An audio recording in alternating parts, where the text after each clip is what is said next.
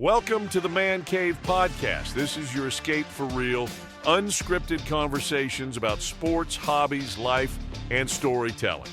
No scripts, no forced takes, just Man Cave talk. Now, here's your host, Dan Kasper.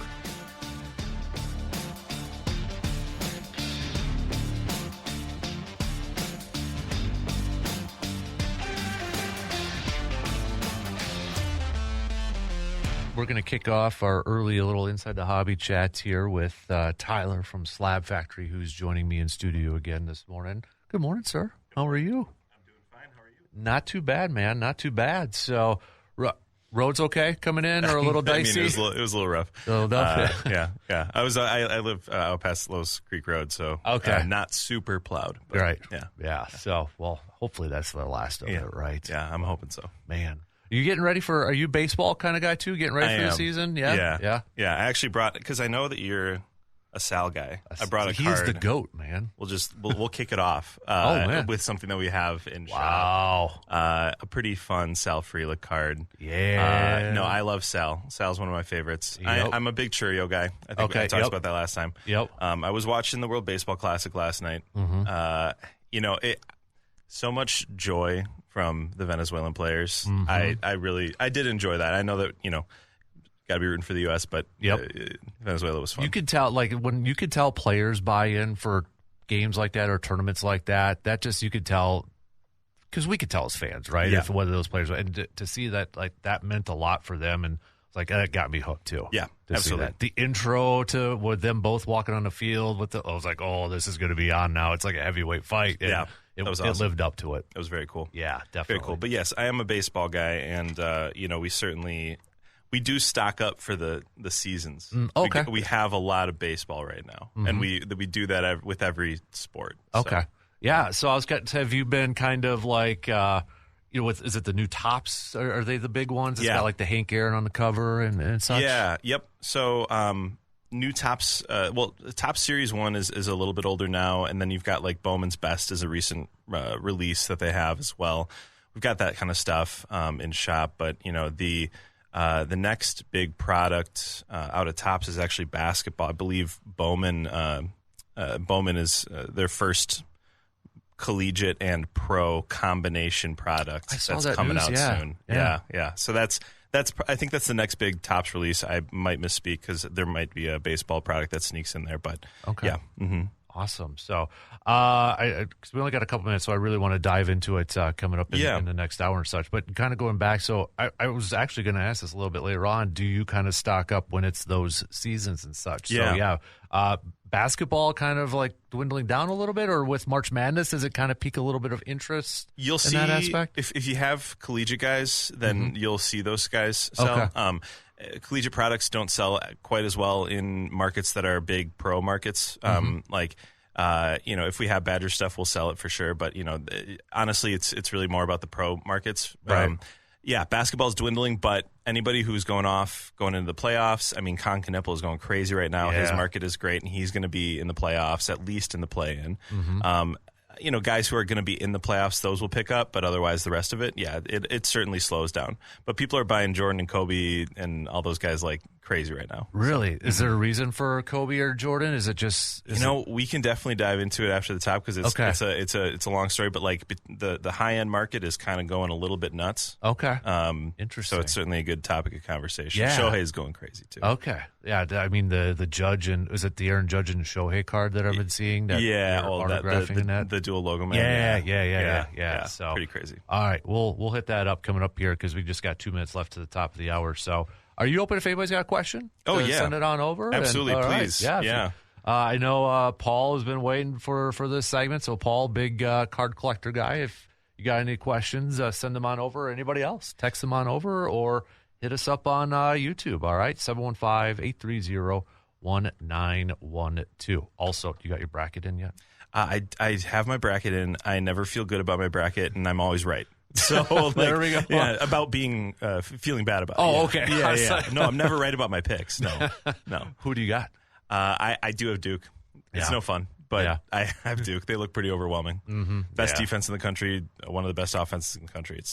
It's hard. That's a fun region though too. When you look at all the iconic coaches, I agree, and legendary coaches and such. I do like Arizona. I think that they absolutely manhandled Iowa State, a couple weeks ago. So I like them too. But we'll see. And then Wisconsin's that team that could lose their first one or maybe go on a run too. I don't see them losing to High Point, but the famous last words, I'm going to go ahead and knock on wood real quick, but Arkansas is tough, Arizona after that. I don't love it. Not a great bracket. Yep, exactly.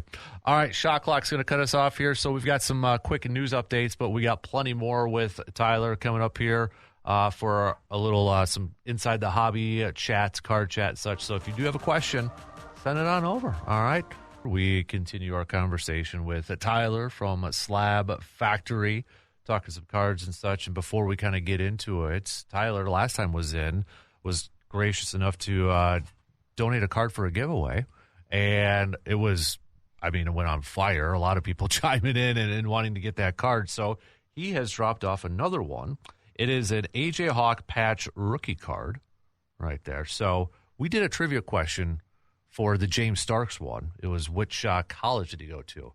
Let's do another trivia. Yeah. Who's his famous brother-in-law? I don't even know the answer to that question. Okay. I don't know the answer to that question. His famous brother-in-law was a former first round draft pick.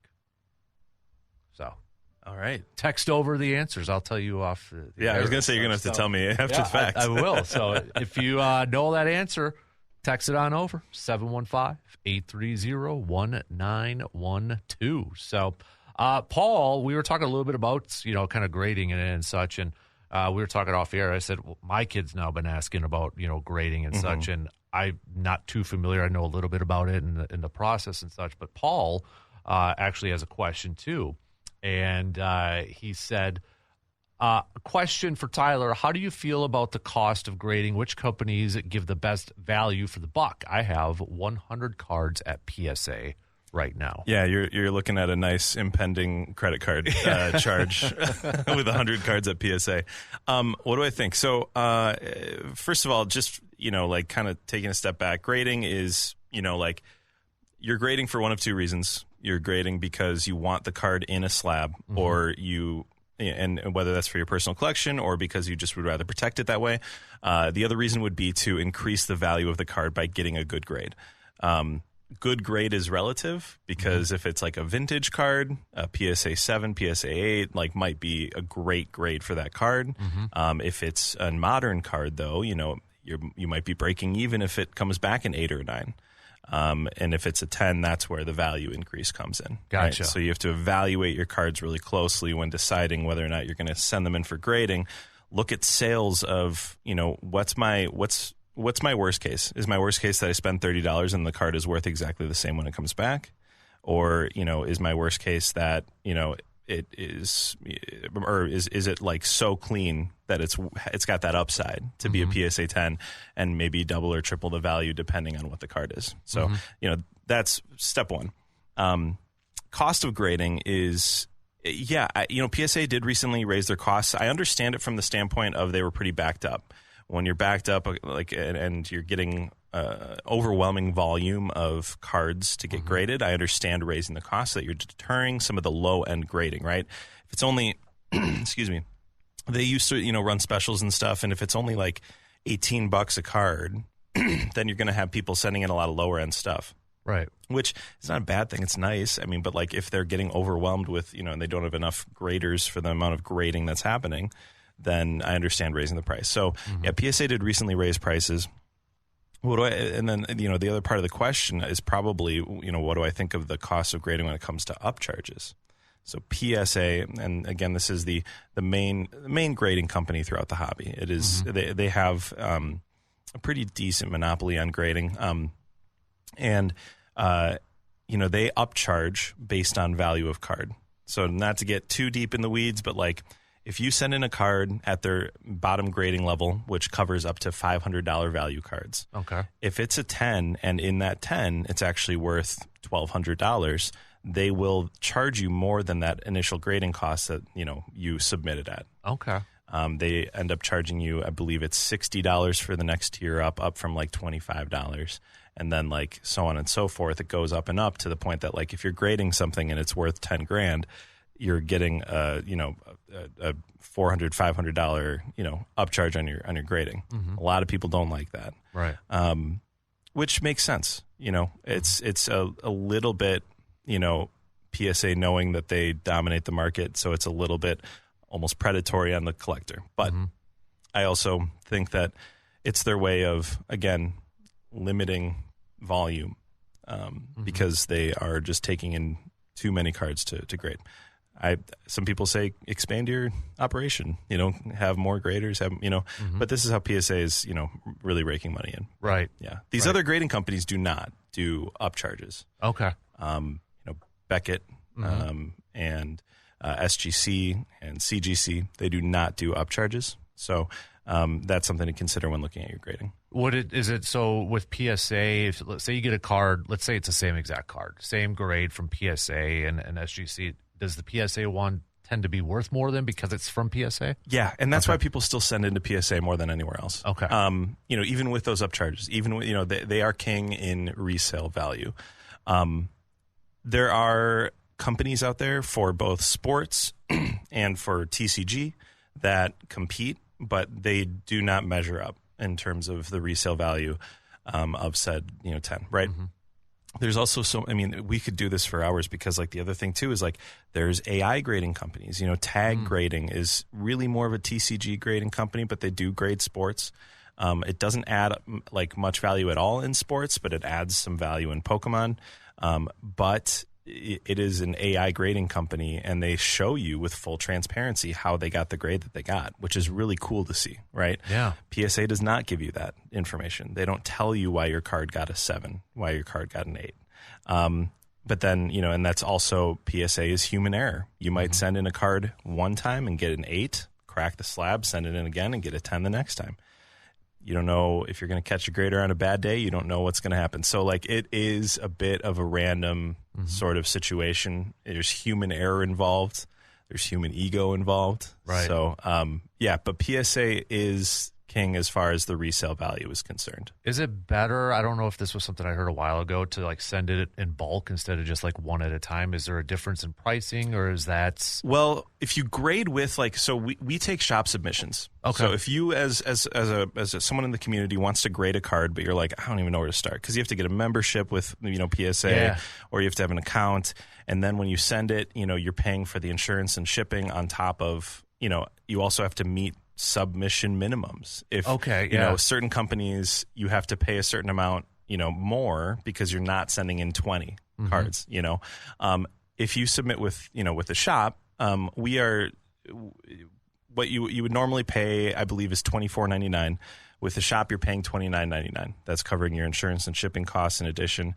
And we are sending out once a month at the end of the month. So we send out 100 to 250, 300 cards at a time, depending on what our customers are submitting with us.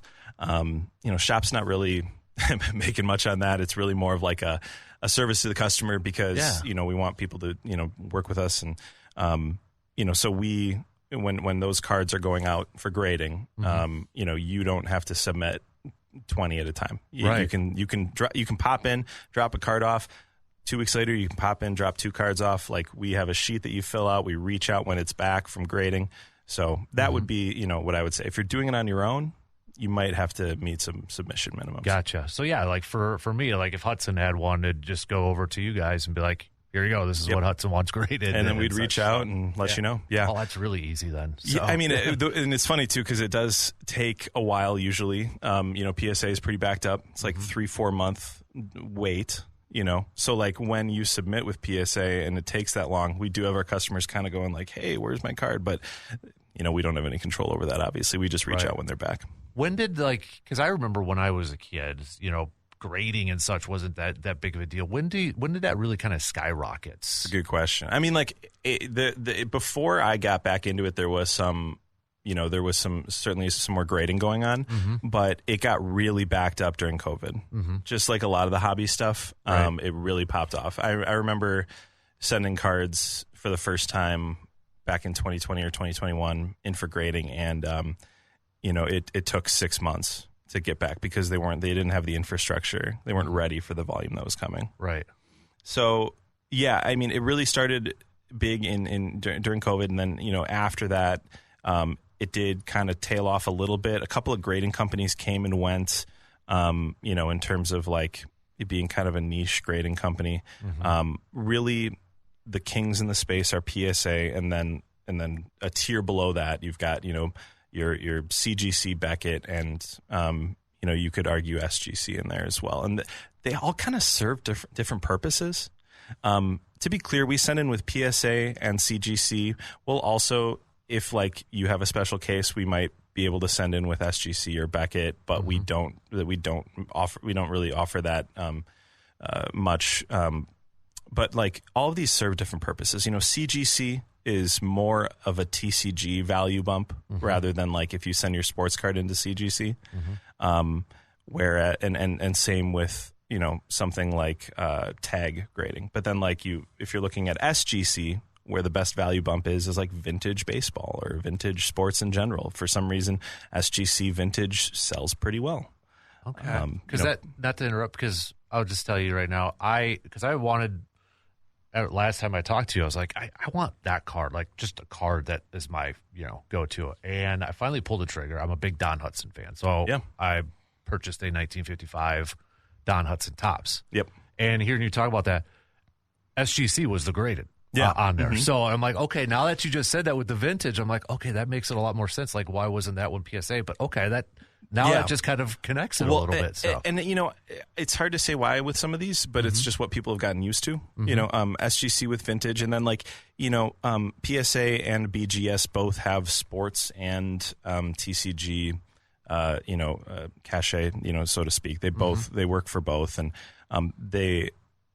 but PSA is the biggest value, ad for any card if it gets a 10, But like it's also very different depending on the card. You have to kind of do your research a little bit, or at least come talk to us, because like, I'll just share this, a little show and tell. This is a Griffey that we have at the shop right now. It's a 1989 Bowman Griffey, so it's like his prospect card. Okay. And it is a PSA 9. So like second highest grade you can get, right? PSA 9. And that card is worth about $35. It's barely the cost of grading, right? So like that card right there in a 10 is worth 200 plus. Oh, wow. And that's why some people are sending those in hoping to get that 10. But if it gets a 9 or less, you're not even breaking even, really. Right. So like if you're doing it on a dollar, like a value basis, that's where it's like you got to know that what you're sending in is, has a chance. For what it's worth, when I look over this PSA 9, it is a really clean copy of this card. So like I understand why the person sent it in and hoped for a 10. But, hard to say. Somebody wants it. They're already chiming in. So someone wants that. Yeah. Somebody wants that. Griffey, yeah. Stop on in. It's going to be back in the case after I drop it off. Yeah. So when these companies look at grades, what exactly are they looking for? So, like the 10 is the perfect and the 9, is it centering? Is it cuts? Like what are these different things that they're looking for? Because maybe from my eye, I'm like, that looks like a perfect card. Yeah. But it might be an 8 or something. Yeah. And it once again kind of depends on if it's, for example, like vintage, these rules are out the window. But like on modern and stuff like that, you're looking at, corners. So are the corners on the card clean? I didn't bring a good raw card for us to use as an example, but I'll just look at this Griffey, for example. Are the corners of the card clean, right? Are they sharp? Are they crisp? Or do they have a soft, rounded edge? Okay. So that's one of the things that you're grading on. You're also grading on the centering. So this Griffey is pretty centered. You can see that the card itself is centered nicely in the frame of the picture. You can see that this Euchre that I brought in. Nice. Yeah. This is a 1965 Topps Bob Euchre. You can tell that this Euchre card is not centered, right? Pretty obviously not centered. Oh, yep. So it's not really centered within the frame of the card. Yep. So centering is another thing. You're also looking at surface, and you're looking at edges. Now, edges is kind of like corners. Is there whitening on the edges? Is it kind of peeling up on a chrome card? And then when it comes to the surface, do you have scratches? Do you have like scuffs? Are there dimples in a chrome card or a paper card that like, is it pressed in somewhere? Is there a thumbnail indent? Those are the things you're looking for to say whether something is worth grading. With sports, it can be complicated because every set is different too. So like the centering on one might look different than the centering on another. But like with Pokemon, for example, pretty simple. The back border, the front border, those are there. So how centered is it? And it's very easy to kind of check the surface and see if it's clean. So I know you got to get going here soon, but you mentioned a little bit earlier the Kobe and the Jordan market here. Why exactly is that now all of a sudden kind of exploding? Is it because Bam scores 83 above Cody, so Kobe's name's in the news? No, actually, this was more of I do think that right now we're in a bit of a basketball drought for product. Okay. Because this is just what I think. This is not necessarily why it's happening. Jordan's market, Kobe's market, these high-end guys, their markets are always consistent. I do think with the NBA stuff right now, though, there's a bit of a retail drought because Topps was, I don't think, as prepared as Panini was because year over year they were doing the same thing over and over. Mm-hmm. There's retail product and there's hobby product, right? So like hobby boxes are the more expensive ones. They are higher end. They are what you would find at your local card shop, but not what you'd find at Target, right? Retail product is blasters, megas. I know these words mean nothing as I'm just saying them into a microphone, but a blaster box or a mega box, these are the boxes that you see at Target, right? Hanger packs, things like that. With NBA right now, they don't have any because they basically released for retail products. They released Topps Flagship and Topps Chrome, sold out of it. And since then, all they've released are hobby box products. Topps Midnight, Topps Finest, Topps 3 or whatever that is. Just a crazy overpriced product. It's honestly ridiculous. So they have not released a retail level product in a little bit. And that Bowman's going to change that, which will be nice. But I think that a lot of people who would normally be putting, either money or attention into the newest product, the newest cards, are turning their heads toward, there's a Michael Jordan called a card called a Starlight Jordan, and the light is LITE because it's got like a Miller Lite logo at the bottom. Okay, yep. It's like an All-Star Game promo type card from. Now I'm blanking on the year, but I want to say it's like 89 or 88 or something like that. And that card, I saw a sale of a PSA 3. I saw a sale for like $1,500, I think it was, right? Of a PSA, or no, it was a PSA 4. I just saw a PSA 3 go for $2,300. And it's because people are realizing the scarcity of some of these high-end Jordan and Kobe's, and they're just grabbing them up as much as they can in this sort of window of nothing else going on. Okay. A hobby is a very finicky, like, I'm going to get bored if you let me look away for a second type group. Okay. And so they're just buying up stuff like crazy. And it's also a snowballing thing. Like Shohei's market is probably quadrupled since January. Really? And no one really knows why other than like everyone's just trying to grab at this stuff. Okay. And so I think some people started to buy some of the high-end stuff. And then all of a sudden Shohei's card market, everyone's like, oh, I got to grab me a Shohei. And now his stuff is going for, again, like 3-4 times what it did 2 months ago. And I can't even really point at a specific reason other than baseball's about to start. And he's maybe the best we've ever seen do it. Right. But man. And then you got, like, I just saw, I didn't watch it, but I saw some dude, I think he's on Shark Tank, was wearing like the 3 logo man as a necklace or something at the Oscars. It's Kevin O'Leary. Yeah, like that. So it's like, something like that. It is what it is. I think like it's really easy to just like point at it and be like, that's really corny. And it is. So I'm going to do the easy thing and point at that and say it's corny. But I do think that like, if you're in this collecting hobby, it's a cool sort of like to see those big cards in the wild, but also someone like him, he's out there saying, well, it could be worth $30 million now. And everyone's like, where are you getting that number? Like there was a public auction, 4 years ago or 3 years ago or whatever that says otherwise, So it's just, people like that who are just in it financially. I'm not saying that they are that they aren't allowed to be in it for that purpose, right? But they aren't really the people that speak for the collectors. I think that's very much how people around the hobby feel. Right. Man, we could go on and on and we on. really with could, this, yeah, for this stuff. So, but you're going to be coming on more often now too, so that's going to be exciting, and we'll definitely not have a shortage of topics. Yes, I know. We'll definitely have something to dive into. I came in today like, I'm not sure what we're going to talk about, and then I just talked at you for 30 minutes. It goes by fast, doesn't it? It sure does. Really quick again, if you want to get that AJ Hawk rookie patch card, just text in the answer to the trivia question. Who is his famous brother-in-law? And we got quite a few of you chime in with the correct answer. So I'll tell you who that is. All right. Right when I shut the mic off. Sounds good. Again, text those on over, 715-830-1912. Slab Factory hours again. Where can people find you? Yeah, just some fun news. We will be opening on Mondays in the summer, which is great. So we'll be open every day of the week in the summer. But until then, we are open at noon Tuesday through the weekend, or on the weekend we're open at 11, and then we close at 7 or 8 depending on the night. Check our hours on Google. But you can stop in with cards that you want to grade, cards that you want to ask questions about. Mm-hmm. We will answer questions all day for you guys, and that's really the main thing that we're here for when it comes to that hobby education. So awesome. Yeah, stop in at Slab Factory.